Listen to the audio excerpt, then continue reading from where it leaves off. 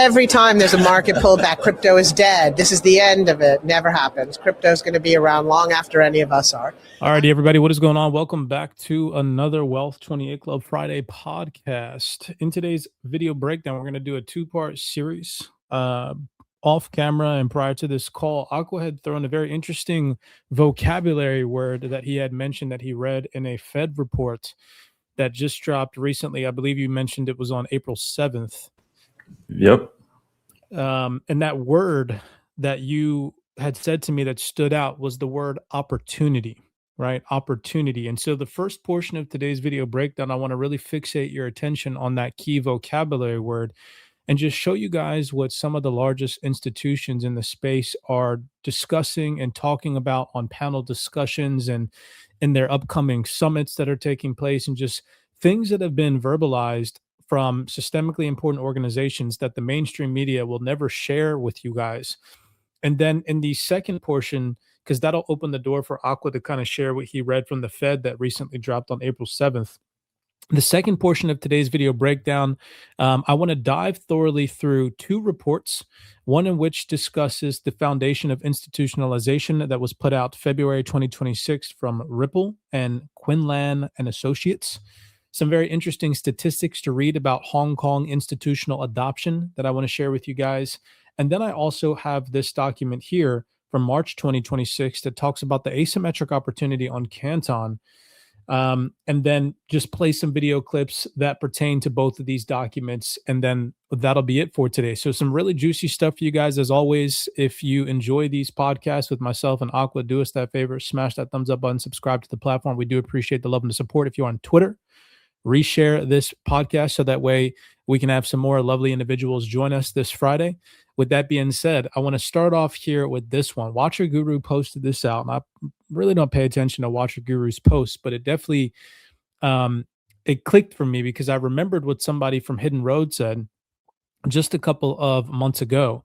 And it says, Japan officially approves the bill to recognize cryptocurrency as a new financial asset. Right. And I remember what Michael Higgins from Hidden Road, now obviously, of course, rebranded to Ripple Prime, said about how we are at an inflection point for digital assets as the largest financial institutions increase their demand and exposure to invest in this space. And so this announcement from Japan and what Michael Higgins here from Hidden Road had said in a previous panel discussion just again screams that word opportunity that Aqua is going to share with you guys here in a second. So listen to what Michael Higgins here says. And so at Hidden Road, we've been pretty consistent with this from the start that we think crypto is the seventh liquid investable asset class. It's encouraging. There's lots of folks now referring to it in the same way. Investors, retail and institutional, all have their money invested in 6 asset classes: equities, credit, rates, commodities, real estate, and cash. And crypto is definitely the 7th. And if that is happening, then its trading and investment mechanics will migrate towards best practices trailblazed by the other asset classes.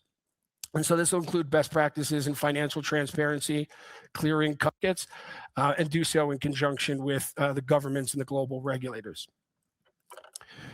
And so at Hidden Road, we've been pretty consistent with this from the start that we think crypto is the 7th.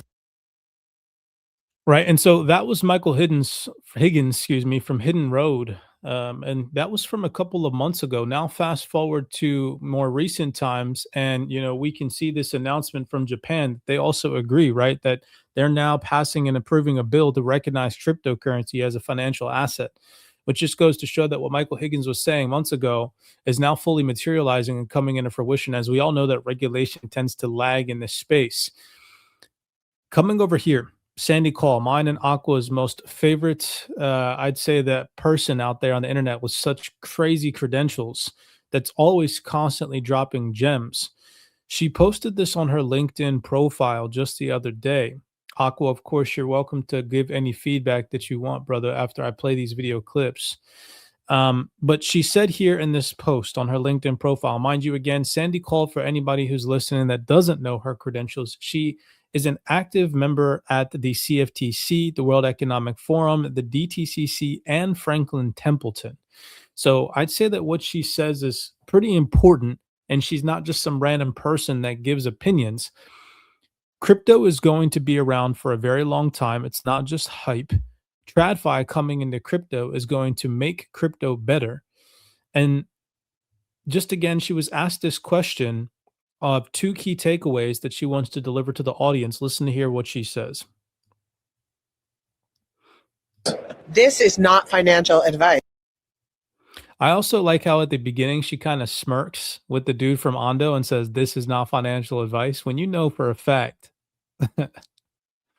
they're like, they know what they're saying. Well, first of all, most definitely. What were you going to say, Agua? I was going to say most definitely, bro. I seen that same grin on her face too. Excitement 100%. behind that grin. Straight up grinning like she knows what's good, Well, first and foremost, is this financial advice? This is not financial advice. This is not financial advice. Next question. Name one overhyped and underhyped crypto narrative. Overhyped crypto narrative. Crypto is dead. Oh, good answer. Every time there's a market pullback, crypto is dead. This is the end of it. Never happens. Crypto is going to be around long after any of us are. Underhyped, TradFi coming into crypto is going to make crypto better. Spicy. Very spicy. Yeah, overhyped. I struggle with that one because I think fundamentally crypto is still very much underhyped. Yeah. Like it's just it doesn't, the true innovation that it represents, people have not appreciated at all just yet. What's your take on that, bro? Bro, she pretty much said that this technology is here to stay. Like in 10 years from now, we're not going to hear about like blockchain never making it or like whatever happened to that blockchain technology. Nah, this technology is taking over and it's here to stay and it's going to be here long after us, just like she said. Mind blowing, right? That's, yeah. I mean, if you really think about it, they're building the financial system for the future, not for the now, So I agree with what she said 100% wholeheartedly that, these crypto assets are going to be what AI agents and artificial intelligence and people that are traveling through space and to and from Mars are going to be utilizing as payments way after a lot of us are, alive. So consider that. You said traveling to Mars and shit. Yeah, bro. I mean, if you listen to what Elon Musk has talked about, like he's talked about it so many times, they're not bringing fiat cash to freaking Mars when they go and populate and civilize Mars. They go freaking start a population on Mars. They're not bringing the old fiat system.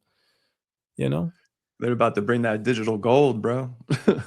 Yeah, so I mean, it's just evolution. It's a simple evolution, and because it takes, obviously, of course, a little bit longer than most people expected, considering the hype around crypto. Sometimes when the market's pumping, and then these drastic pullbacks are obviously, of course, a psychological, freaking battle. Don't get me wrong, but you guys just heard from somebody that literally said that crypto's not dead. You have these pullbacks, and every single time people think that the market's dead, it's going away, and then boom, it doesn't happen. And the people that lock in, the people that focus, that pay attention to investing in the right projects, the ones that are building now, the ones that are going to be compliant with regulations and have regulations baked in, those are the ones, the projects that are going to come out on top in this next super cycle that we're going to enter into. And I couldn't scream this video again. Just every video that I'm going to play goes along with that key vocabulary for the first portion of today's video, which is opportunity in all caps with some like 5 or 6 exclamation points at the end of it. Right. This is the BitGo managing director, Jake O, and head of ecosystem. For those of you all who, again, don't know, BitGo received approval from the OCC to convert its South Dakota Trust Company into BitGo Bank and Trust National Association. So they're now a federally chartered national trust bank, right? So you got a bank sitting on stage here telling you guys this stuff. And he just pretty much confirms this event, by the way, look at the date, is from March 30th to April 2nd. So less than, 10 days ago, right? This event took place. No mainstream media coverage. If you go look at this video that was shared inside our private CYPRX Discord, it's got like 30 views. It's 30 views. And listen to what this dude here is saying about DeFi. Aqua, I want your take on this one. DeFi is absolutely a different thing now. So DeFi went from that casino that it was to actually being something material and sustainable in a way that was no longer just pure risk, black box, delegation of assets into a smart contract and expecting ridiculous yield and being able to loop that 10 times over. We are now at the point where large institutions are adopting this, are backing this, are providing fiat and or stable coins into these lending and borrowing protocols to help meet the demand for liquidity. And I do think this is, like, unfortunately or fortunately, one of the sexiest things happening in crypto right now, and one of the highest signal opportunities in crypto right now. And that's because holders are here, hodlers are here, institutions are here holding these assets. Institutions are very, very greedy. The first step that happens after these guys decide that they're going to allocate a position into digital assets is they come to us and they start asking, well, how do I earn yield on this? How do I hedge this? How do I manage this position in a way that makes it more than just a asset on a balance sheet? And the right way to do that is programmable finance. And this is the narrative of DeFi and vaults in general right now. And even vaults in general, or vaults historically have not had the best. DeFi is absolutely. Bro, what is this guy's credentials? I think I missed that. What? He's the managing director and head of ecosystem growth at BREAKOUT. Dang, bro. That's him saying what he just said then is absolutely massive. And it goes hand in hand with our message for the past 2 years now. We've been screaming this. And for him to confirm it as well right now, amongst others, is just, DeFi is here to stay. And these institutions want to play on these protocols to earn yield, period. They're not going to come into this space and hold crypto on their balance sheet and have it not be earning any revenue for their business models, period. Yeah, they're not getting these digital assets to put them in a cold storage wallet and just let it sit there in a vault doing nothing. And hope that they perform well. Yeah. No, these guys implementing cash flow strategies, sophisticated strategies, that what's so amazing is that the average Joe can learn this stuff as well, but people still choose to look the other way. And,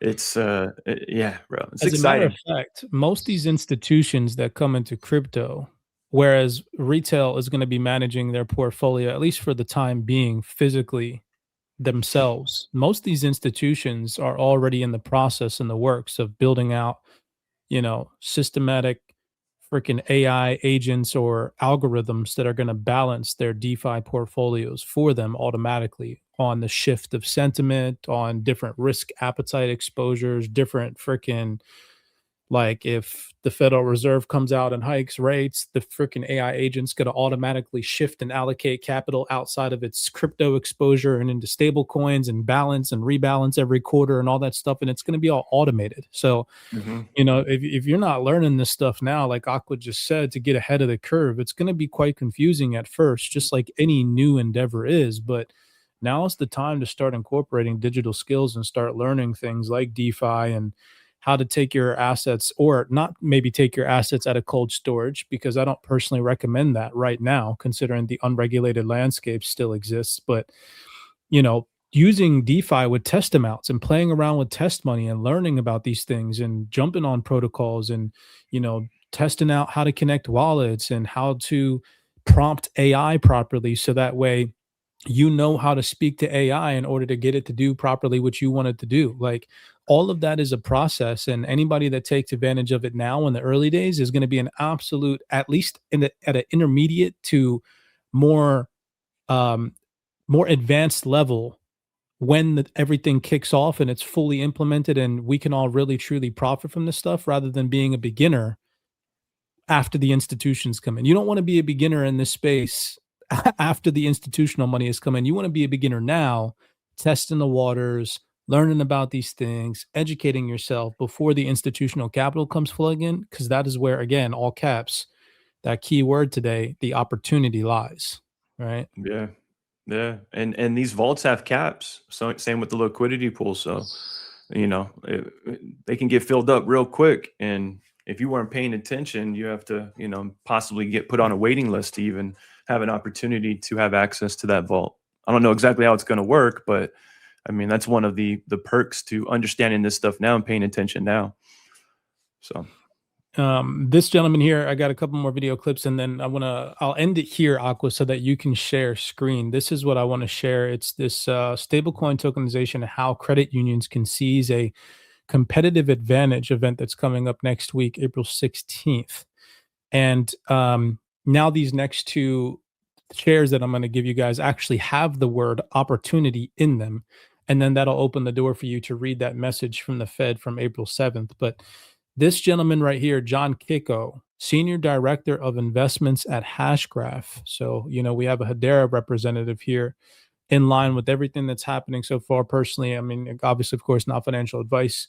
I'm personally bullish on Hedera Hashgraph long term, what they're contributing and doing in this space. But it says here, institutional players aren't asking whether they should or should not apply this technology. They are asking where it gets applied. And this gentleman here from Hashgraph specifically mentions this is an opportunity. So let's just listen to what he says here. Products. It's also for the institutions that are issuing this could be a real meaningful sort of revenue source. So if the reserves grow in value, so does the yields associated with that. And so that becomes a net new sort of source of income or cash flow into the company. And that can be then, you know, direct.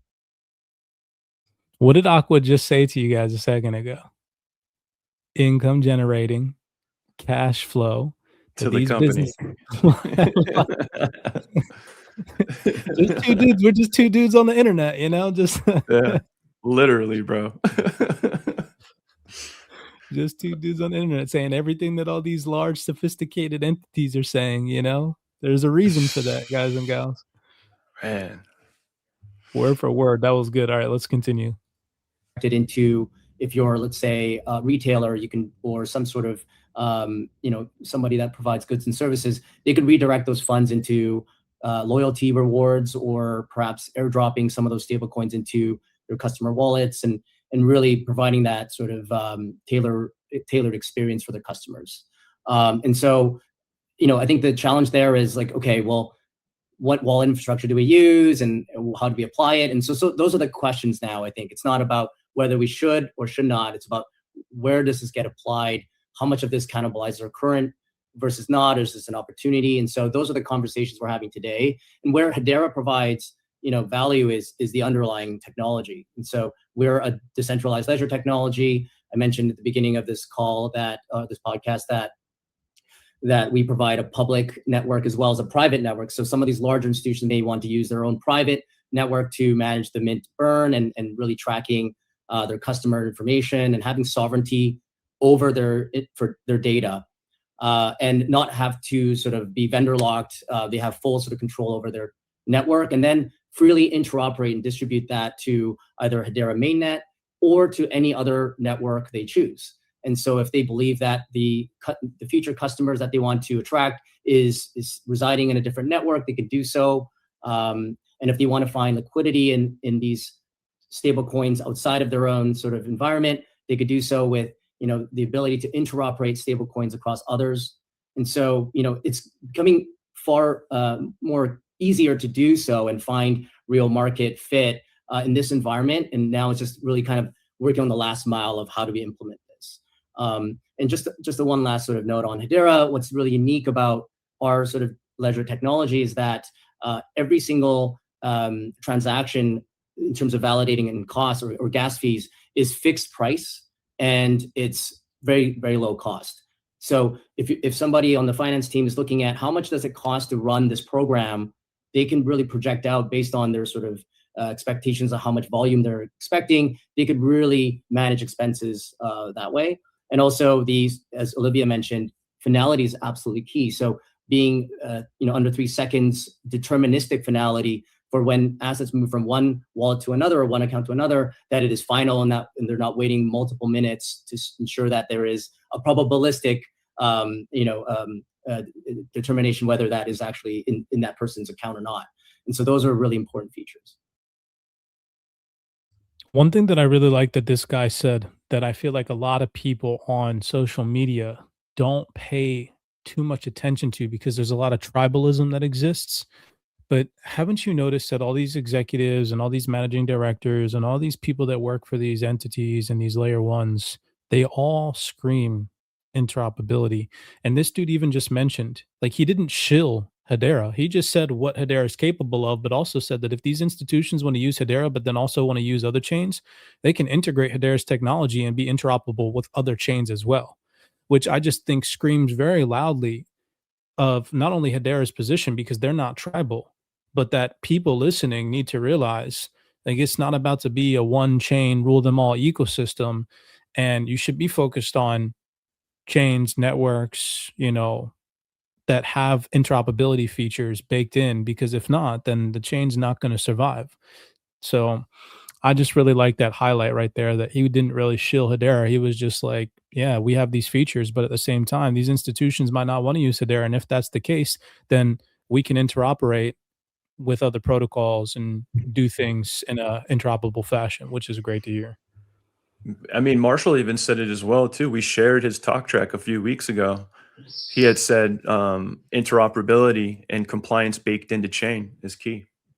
So I actually, as a matter of fact, think I posted something on my Twitter when you said something about KYC or compliance baked in. Let me find it real quick. I know I responded to something that you said, because I have found I don't remember who it was. JP Morgan. Was it JP Morgan or Morgan Stanley? It's a lady from either one of those. And she had said something about KYC being absolutely mandatory in the future. If these institutions are going to use these networks, like, they're going to have here it is right here. I know I did. Hold on. Yeah, you did. See, I know I got timestamps for everything. You said interoperability and compliance baked into the chain are key right here. And then I replied back to this and I said, yeah, KYC is key. Emma Landrelot, hopefully I'm pronouncing her name correctly, the executive director of JPM Coin, institutions won't touch it unless compliance is baked in. I think it's not just like lacking new entrants, but when we think about a lot of RWAs, like, they're not bearer instruments like stables or even like other digital assets are. They are, papered funds, right? So there's like a KYC side to this ecosystem where there's papering, to get into the investment, or, these off-chain KYC assurances to bring parties to the ecosystem. And it's similar on the cash side, right? JPM Coin is a permissioned asset. We issue it for our clients, but on public chain. And I think that once you put those assets in the ecosystem, in order to actually build a buy side and a sell side, you need a lot of common clients. So I also think it's like the distribution aspect will continue to grow, but you need to start to kind of bring parties who have the discovery and the right distribution to know, like, how do I know Theo's on my approved list, right? Like, so that those types of constraints also exist, but they're critical because if institutions come to the space, and I'm sure we'll talk more about this, but KYC assurance will be key, right? Because they want the risk management of being comfortable of, like, what asset are they holding? Who are they holding it with from a custodian perspective? Who are they interfacing with? Where's the trace of funds coming from?